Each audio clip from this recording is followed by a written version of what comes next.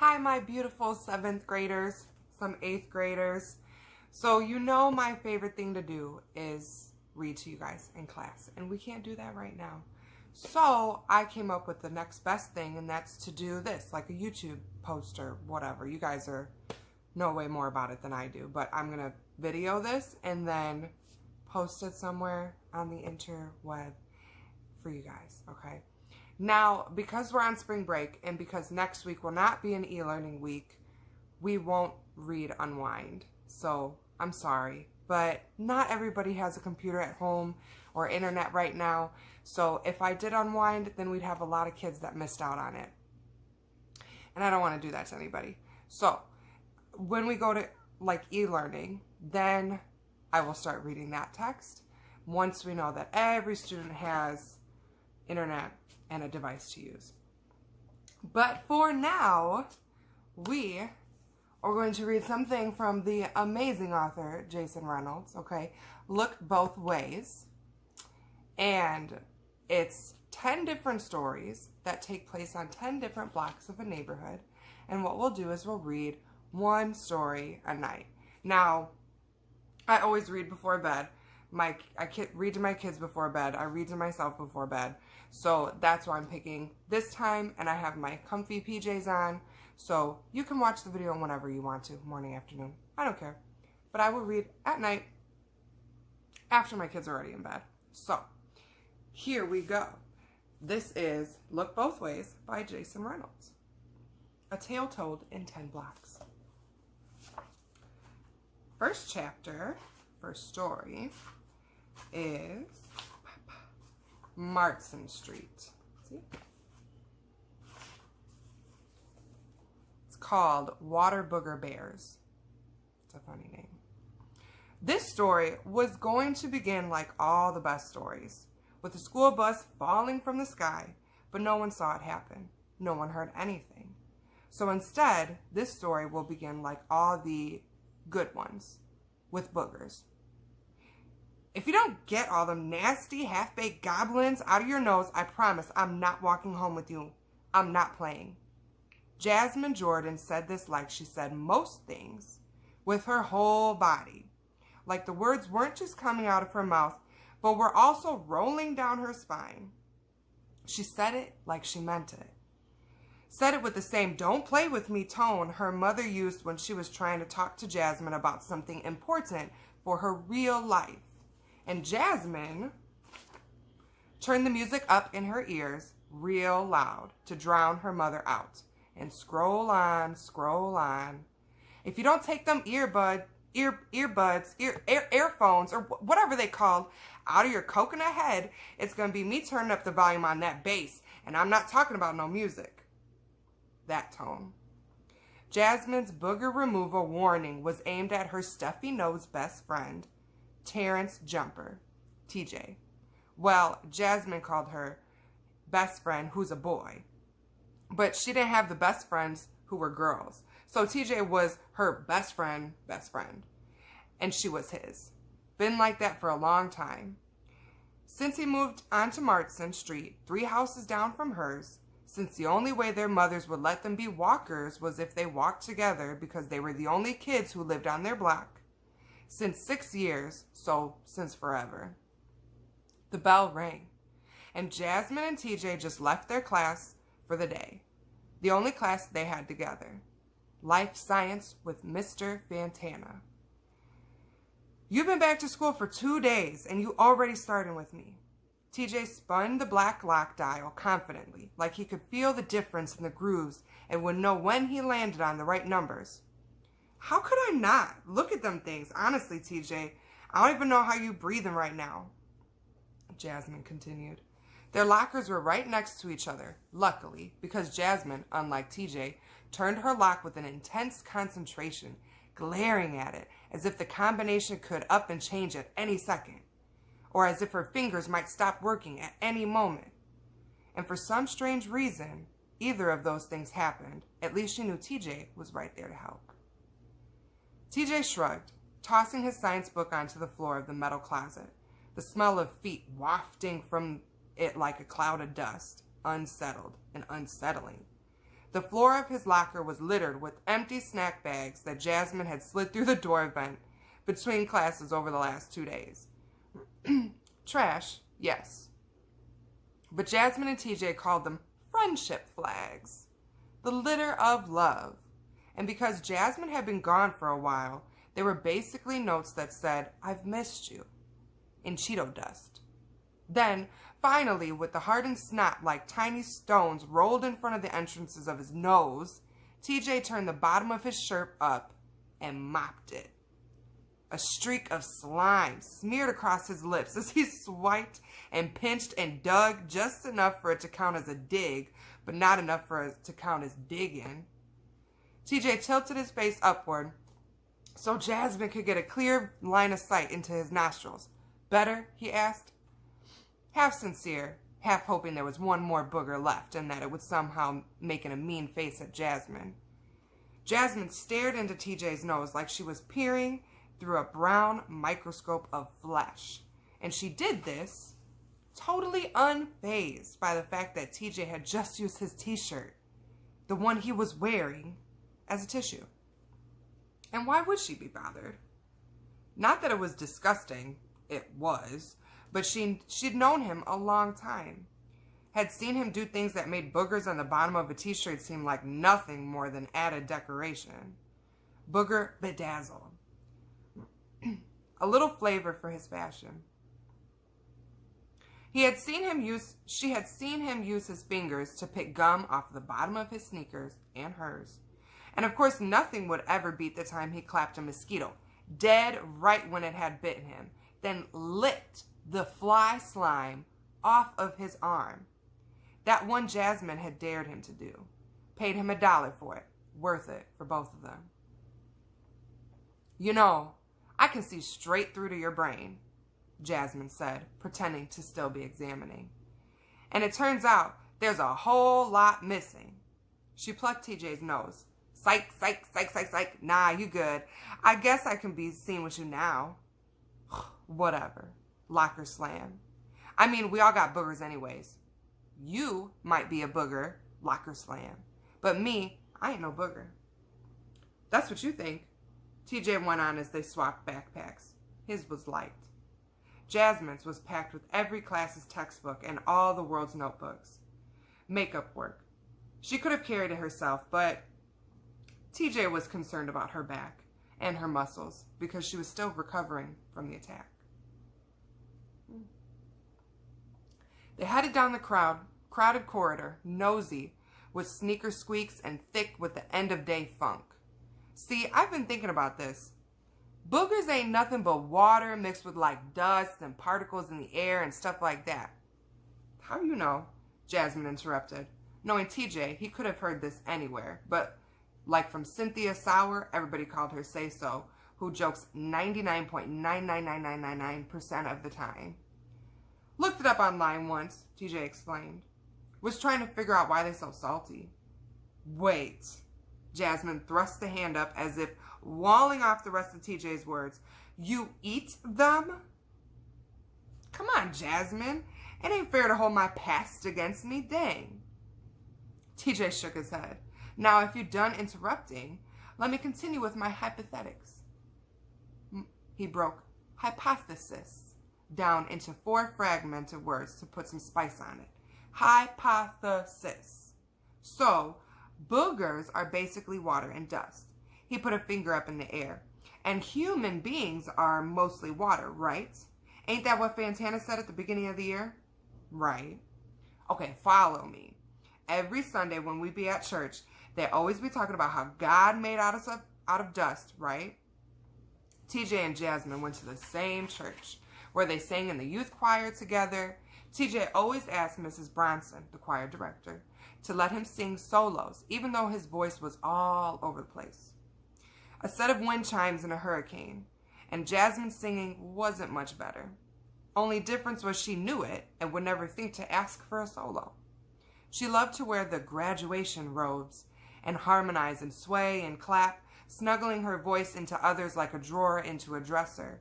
Her mother always told her, holding a note is talent enough. Even though TJ couldn't hold a note, That definitely wasn't his talent. He could hold a conversation. So he continued. God made man from dust and blowing breath into his nostrils and all that, right? I guess. You think God breath stink? What? Never mind. Probably not. TJ got himself back on track. So, if God made man from dust, and now, for some reason, man and woman, Jasmine tacked on, yeah, and woman, consist of mostly water, then basically we water and dust, right?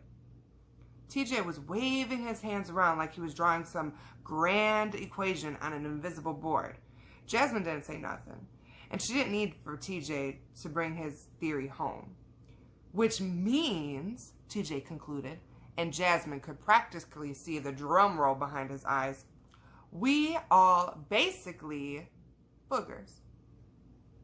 TJ wore satisfaction on his face, like good lotion.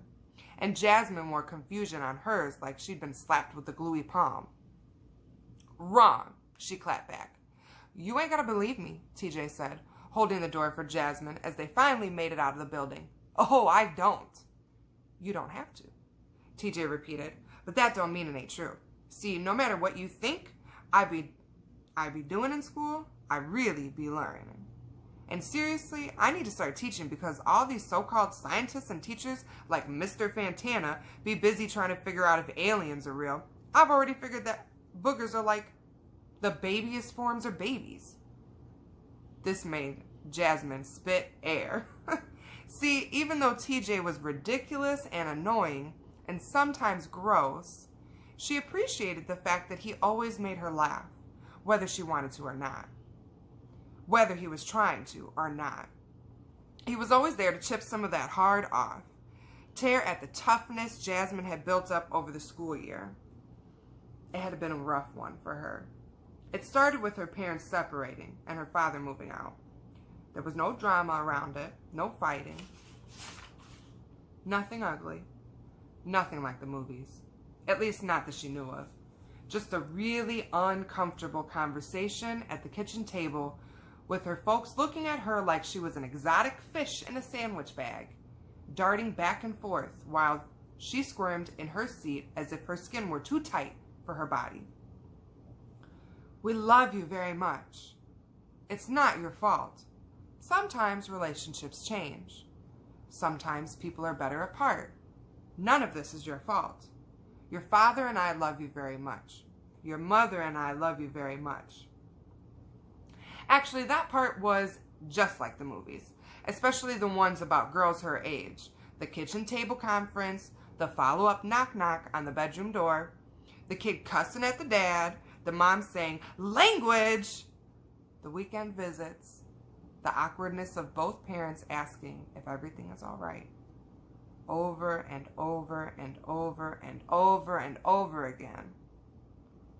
And that was just the first quarter. That was before she had her worst attack. And not an attack by someone else. She ain't get jumped or nothing. Instead, her body attacked itself.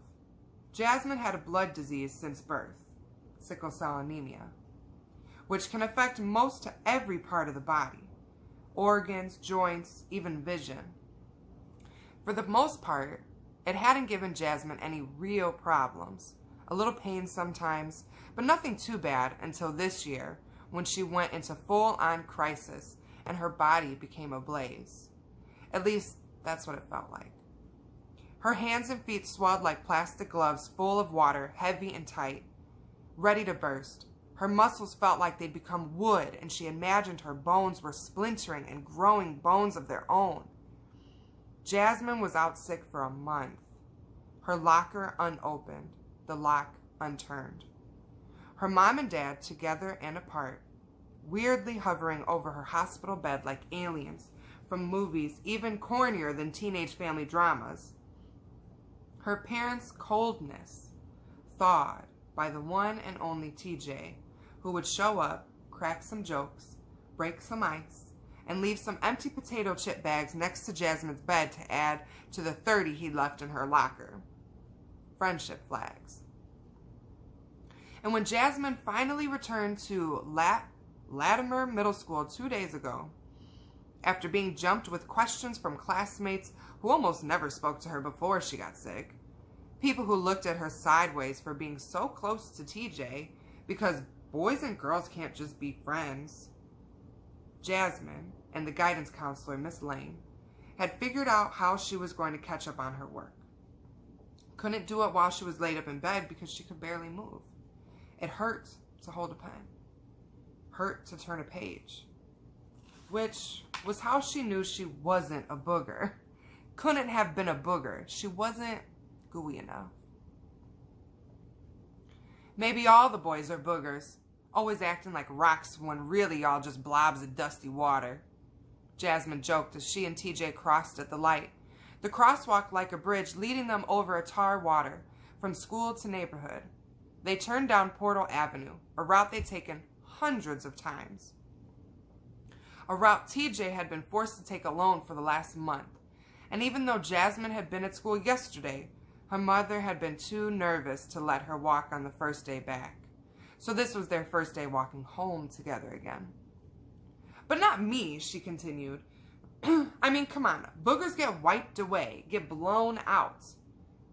Okay, so if you ain't no booger, then what are you? TJ asked. Jasmine shrugged. A girl. I'm me. Come on, Jasmine. Work with me here. Now, TJ was spreading his arms again, talked with his body like an old street hustler trying to convince people that stolen goods are a steal. If you ain't no booger, but you had to be something else, what would you be? Jasmine thought about it as they turned left down Marston, a street lined with houses that her mother always said had been around for a long time. An old neighborhood. She'd ramble whenever they drove through newer, seemingly nicer communities, where every house looked like the last house, like a choir of homes dressed in the same robes, turned the same way, singing the same melody in the same key, which makes for a boring, boring song. But Martin Street was lined with a little bit of everything, from small brick to fancy vinyl, from bay windows to colonial style, from ramblers all on one level to 3 stories, a fence here and there, a gate there and here, grass, gravel, blacktop pavement, everything old enough to look lived in, to look tried on, old enough to be warm and worn by a generation or 2, maybe even 3. I don't know, she said at last. I mean, what was that thing Mr. Fantana was talking about in class today? The thing he pulled a picture of? I mean, it kind of looked like a booger. Oh, you're talking about that ugly slug-looking thing. What did he call it? A space bear? Yeah, she started, and then stopped. Hold up. First of all, I ain't no ugly thing. Just so we're clear. But I'm that. A water bear. Jasmine nodded. Yeah, water bear, TJ said, chuckling. That thing got like 8 legs, and it got them long nails like my old mother, and that weird mouth like my old mother.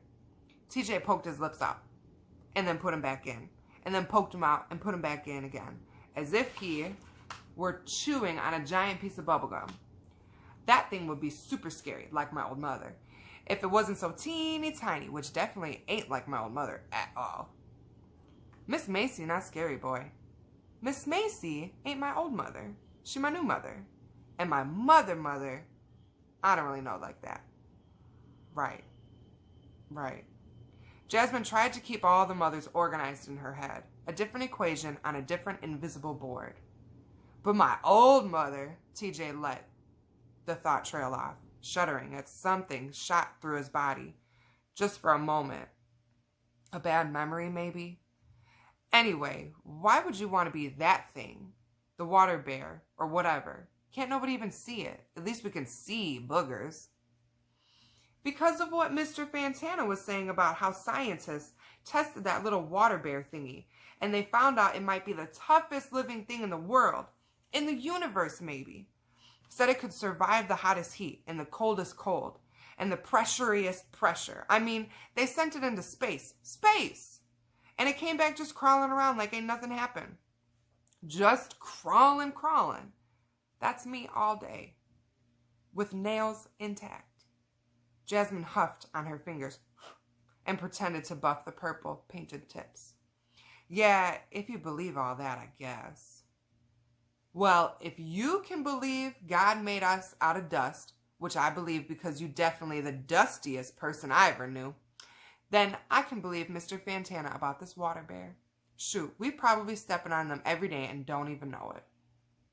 TJ looked quick down at the ground, suddenly wondering what lived between the cracks and the concrete. Scratched his arm like maybe the water bears were crawling in the crevices of his dry skin and he didn't even know because he couldn't see them. Jasmine watched him fidget. She never really witnessed him nervous. TJ wasn't afraid of boogers, dog poop, eating bugs, or anything like that. But maybe that's because he could see them. He could smash and smear and disappear them.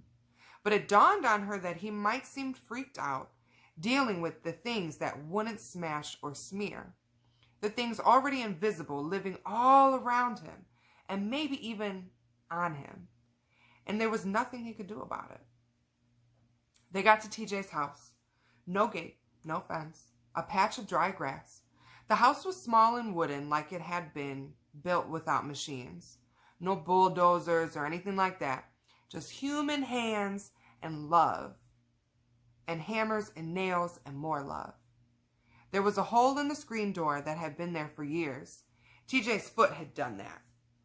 He said sometimes his feet get mad and do things like kink or stop or run. Don't blame him, he'd say. And Jasmine would laugh because his jokes were always funny, even though she knew they were almost never jokes. They sat on the steps out front, bumped shoulders, and talked more about water bears and boogers and decided that maybe they could be both. Water bear boogers, Jasmine suggested while tying her shoes. TJ offered a slight adjustment. How about water booger bears? Water booger bears. Jasmine perked up, nodded. I like that. The door opened behind them, the screen screeching as a striking impression of TJ's voice. I thought I heard something out here. It was his not-so-new mother, his mom of 6 years, Miss Macy. She was dressed in her work uniform, navy pants, navy shirt with her name tag, offset by her fuzzy, dingy pink house slippers. She bent down and kissed both Jasmine and TJ on the top of their heads, the remnants of her day now hovering around them like hard-working halos. How was school? Fine, TJ said, smirking, sniffling, scratching. Pretty good, Jasmine confirmed. That's what I like to hear, Miss Macy said. They knew what was coming next. So, what'd y'all learn today? Even though Miss Macy asked the same question every day, her voice was still so interested. Jasmine looked at TJ. He looked back at her, a new booger resting in his left nostril. It seemed to have appeared out of nowhere, like boogers often do. He wiped it with the back of his hand, and they both chimed in unison, like a Sunday choir. Nothing. So, that is the end of the first part of this book, the first little story. So, if you have some time, it would be interesting to kind of do a little Google search on what that water bear is. Maybe even what boogers are made up of, if that's interesting to you. I don't know. It might be. Could go either way. Outside of that, keep thinking about how you travel home from school when we are in school. Whether you walk, take the bus, or drive home, what are some of the things that you do on a daily basis that you do pretty regularly on the way home from school? You can comment in our Google Classroom post some of these things.